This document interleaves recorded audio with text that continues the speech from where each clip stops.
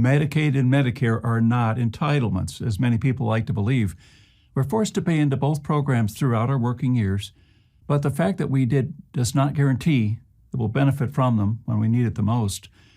That's because the first thing to fail during hard times is the medical system. And that's more likely in the U.S. than anywhere else in the world. Healthcare takes the biggest chunk of our federal budget. That means when the economy goes down, the health system will feel the brunt of the blow. It doesn't help that here in America, we usually pay 3 times more for medicine and medical insurance than anywhere else on the planet. If you've got a food stockpile, big water drums, ammo, and some guns, but not the right medicines put aside, and you don't know how to treat common medical conditions, then you are not really prepared. In every recent disaster, it was by far the lack of proper medical care that took the most lives. So I realized that we need to be able to take care of our own health when things go bad. Hi, my name is Claude Davis.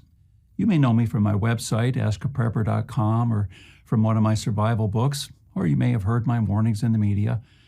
Regardless if you already know me or not, today I want to show you how you can manage the most common health problems at home while at the very same time cutting down on your medical costs. I'll also reveal what you need to treat yourself and your loved ones during hard times when the medical system cannot be depended on anymore. It basically all boils down to 3 extremely counterintuitive things that you'll need to know well before the pharmacies run dry and hospitals become unavailable. Each one is important, but the third one is absolutely astonishing. I would have never guessed how effective it is. Sit back and listen, as this video may save your life one day. I recently got in touch with a frontline doctor working in Venezuela, a place that has been dealing with economic trouble and shortages for years and has yet to recover.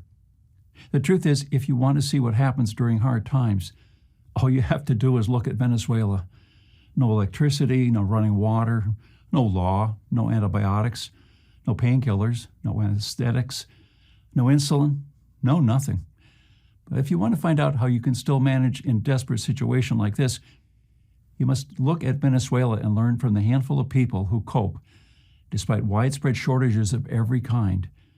Dr. Maybell is one of them. She's working as a surgeon at Caracas University Hospital and has been ever since the economic and then medical crisis began. One of the first things Maybell explained to me is something you must realize before it's too late. And that is, once medical shortages run rampant, going to a hospital can be a very bad idea. In the aftermath of Hurricane Katrina, a lot of people were left without a home, food, electricity, or running water. But some still had all these things because they had prepared for such an event. My friend Tom was one of them. He had at least 3 months' worth of food and water and a brand new generator that could power his entire home. Because Tom thought he had everything he needed at home, and because his house was on high ground, he decided to stay and weather out the storm. During the hurricane, a small wooden splinter flew inside through a broken window and pierced his hand. It was just a tiny wound. It wasn't really deep, and he thought he could manage it at home.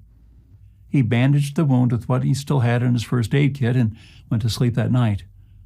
A few days later, he woke up in a cold sweat. His finger was pulsating, and he could tell an infection was taking hold. What you want to do in this kind of situation, other than disinfecting the wound, is to immediately take some antibiotics. Unfortunately, Tom didn't have any stockpiled because, as you know, they require a prescription. In a minute, I'll show you a way around that, but which people in Venezuela discovered after they ran out of antibiotics. Over the next couple of days, Tom's situation went from bad to worse.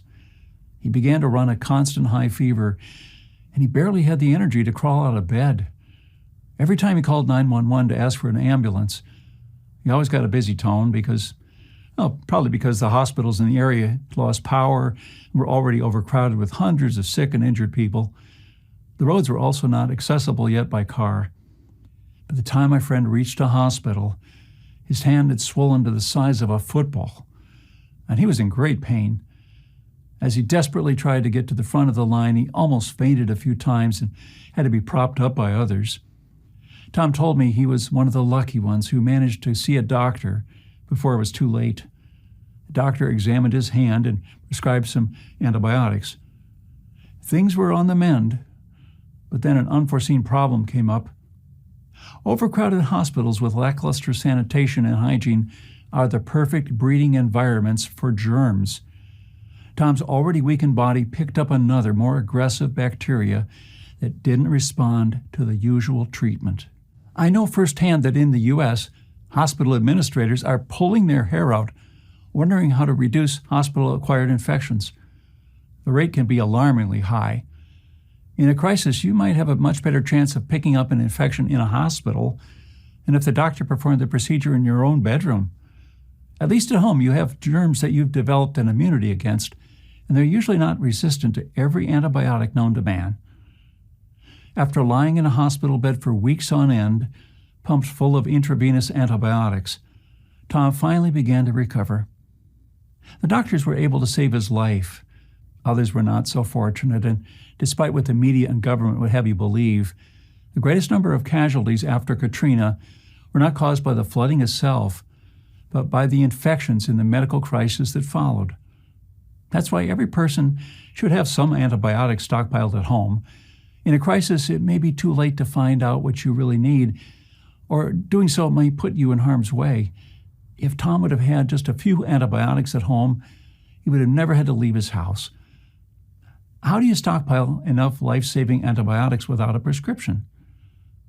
When there were no more antibiotics in hospitals and pharmacies across Venezuela, doctors there discovered fish and bird antibiotics could be used to treat their patients.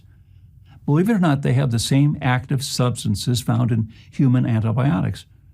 Every capsule of fish mox, for example, contains nothing but 250 milligrams of amoxicillin, the same substance found in amoxicillin capsules for humans. A substance is a substance after all. Most importantly, they don't require a prescription. You can order a month's supply for just $10 online or from a pet store almost anywhere in America. Plus, you can stockpile as many of them as you please because they keep good for years.